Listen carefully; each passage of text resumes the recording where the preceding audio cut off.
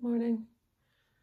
So I just went to the studio there, picked up a bottle of ink. As you can probably hear, Maisie's desperate for a walk. But I wanted to do some sort of thing this morning. I wanted to kind of keep in the way of doing a drawing or painting or something every morning. So I just thought I'd do a really swift thing. I found this willow actually recently and I made a little plait of it and I thought, oh, that looks a bit like a pen. So I'm just going to use that with some System 3 black ink, Mars Black, in order to draw this beautiful, completely not black tulip. It's like a beautiful pink tulip that I'm choosing to explain with this very dark ink. So there's a bit of a contrast going on here, but it was more just to, there wasn't a huge amount of thought went into the material in relation to the subject, but that's okay with me. I'm just keen to look and see what's going on here. So capturing the stem coming down. Maybe bring you a little bit closer to the drawing now. You can't see the tulip, but I'll just place you on the drawing there. Tighten this down a bit. Oh, sorry about this. Alright, I think that's okay. It's just a really quick thing, you know. But I just did some yoga there, and it was we were focusing on balance and on closing your eyes while balancing a little bit on one leg, trying to. It was a bit shaky, but it was kind of good. It was good practice for focusing the eyes. So we were looking at a point on the wall. Maisie, meanwhile, was licking my face. Go away. I'll just do another couple of things because she really does need to get out. Maisie, you have to get out of the way now. Go away.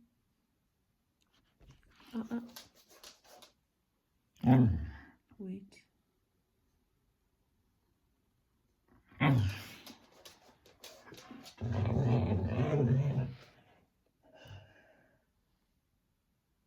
And I found it fascinating, that whole thing of how you feel when you focus, and it reminded me of how I feel when I draw, which is kind of suspended from all the trite stuff of life, I suppose. There's a bit of suspension of well, the focus is just allowing you to settle on one thing and then the next thing, so it's kind of preempting the next thing a little bit as well as landing on this. I like that kind of combination of really clear focus on one thing but also the attention to moving on, and I feel like that is a good practice for living, isn't it? If it can be mastered, that thing of like whatever's here now is completely honored, fully just let be as it is, and there's a kind of a joyful anticipation of the next thing. Maybe not always a joyful anticipation, but you know, anticipating, accepting the next thing, maybe. I don't know, something like that. But anyway, I think it's good medicine to look keenly for a while. Just changing the shape of things as I draw in a bit more fully to the subject here. So my eyes are flicking up and down regularly from the tulip down to the page, back up again, considering the pathway I'm taking through here, through this painting, through this drawing. What path makes most sense to me to take here? And it's not a premeditated thing, but where do I go next after this line? What's the next? And I'm looking at the triangular shape between the tulip and the leaf as the sun really splits the stones through them. It's glistening on the light part of the leaf, making it transparent really. But I was noticing the space, the negative shape there between the leaf and the flower, and also here between the leaf and the flower and the other leaf. And it's lovely how the veils of the leaves kind of folding over each other create different greens. So this there's a tall vertical fairly dark green that's created through the brightness of the sun shining on the other part of it, and the fact that it's got a layer of leaf behind it makes it darker. So this front side is the darkest part. Mostly it's, I suppose, because it's relative to the bright light. That's it's incredibly bright. That's, see now, what's this doing? Yeah, so there's a bit more to this leaf here that's dark. And there again, there's the brightness shining on my forehead as well. It's really quite a pleasing thing. When my eyes are cast downwards, I can feel the warmth and the light of the sun. And then it goes behind the cloud again, and it's really amazing the difference there to the actual warmth that I feel on my forehead, imagine. And the brightness, but it's still, because I'm facing the window here, the light is still coming from the same direction, even when the sun goes in. So I can fairly confidently continue finding the darks and lights where they were when the sun was really blasting through them. It's just this final little withered leaf. I'll be starting the flower painting course on the 10th, so this is a little preamble, I suppose. Just considering getting myself some flowers today, and I had a vase that Lily bought me for Christmas, and it's a beautiful blue one from Peebles Pottery, I think it is, and I'm looking forward to using that. And I also have a lovely enamel, kind of a crimson coloured jug that Hope got me for Christmas too.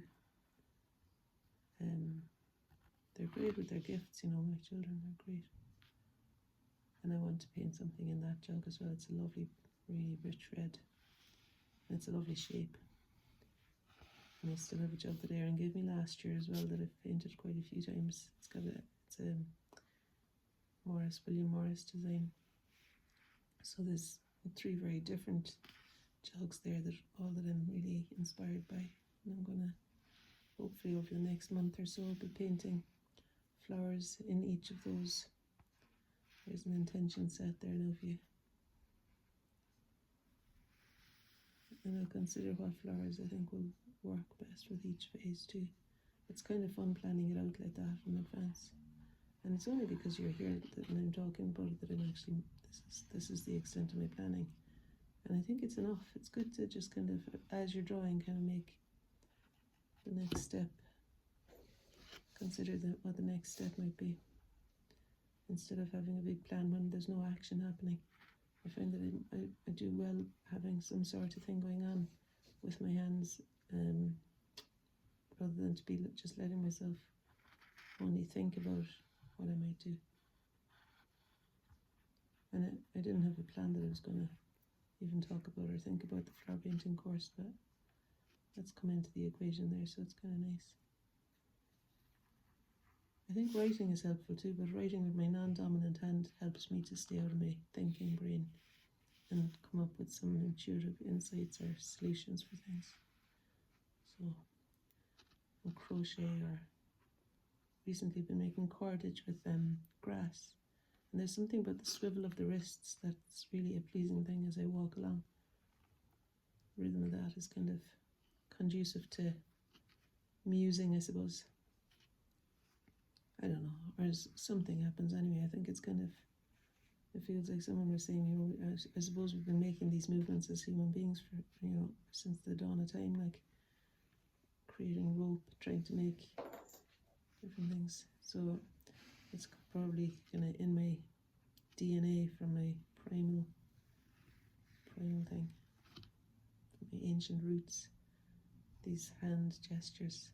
So it would make sense that they would feel a soothing thing, I suppose.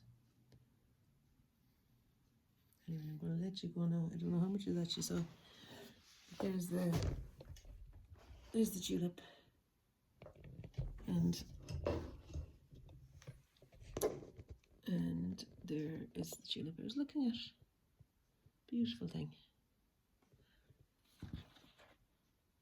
knock over my ink now next. Okay, and here I am. Look at the hair. Wow. That's a bit of an explosion. Okay, see you soon. Bye. Maisie will get her walk. Where is she? Oh. Bye.